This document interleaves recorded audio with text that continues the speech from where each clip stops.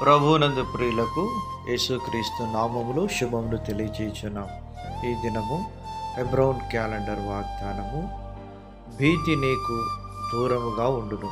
యెషయా గ్రంథము 54వ అధ్యాయం 14వ వచనంలో దేవుడు యెరూషలేమును గురించి, అందులో ఉన్న తన ప్రజలను గురించి దేవుడు ఈ మాటలు తెలియజేస్తూ ఉన్నాడు. ప్రియమైనటువంటి దేవుని ప్రజలారా, మన యొక్క ఆధ్యాత్మికమైనటువంటి జీవితంలో భయము, భీతి, ఆందోళన, కలవరం, వీటి చేత మనము అనేక పర్యాయాలు తరమబడుచున్న వారిలాగా ఉంటాం. యెరూషలేమును గురించి దేవుడి మాటలు తెలియజేస్తున్నాడు. ప్రియమైనటువంటి దేవుని ప్రజలారా, ఎందుకనగా ఇశ్రాయేలును కాపాడు దేవుడు కొనుకడు నిద్రపోడని దేవుని వాక్యము సెలవిస్తూ ఉన్నది.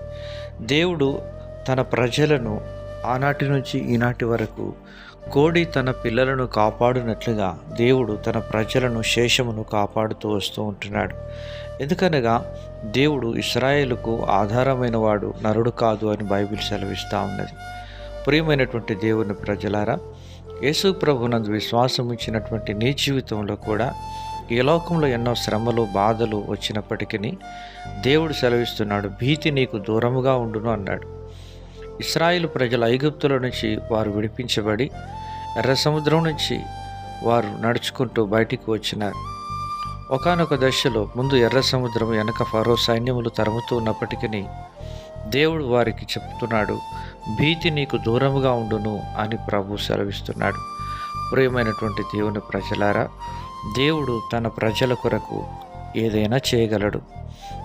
ఇలాగున దేవుడు తన ప్రజలతో మాట్లాడుతూ యెషయా గ్రంథం 54వ అధ్యాయం 2-3 వచనాల్లో, నీ గుడారపు స్థలమును విశాలపరచుము, నీ నివాసముల తెరలు గిరాటంకముగా సాగనిమ్ము, నీ త్రాళ్లను పొడుగు చేయుము, నీ మేకులను దిగగొట్టుము, కుడివైపునకును ఎడమవైపునకును నీవు వ్యాపించెదవు, నీ సంతానము అన్యజనముల దేశమును స్వాధీనము చేసుకొనును, పాడైన పట్టణములను నివాస స్థలములుగా చేయును, భయపడకము, నీవు సిగ్గుపడనక్కరలేదు, అవమానమును తలంచకము.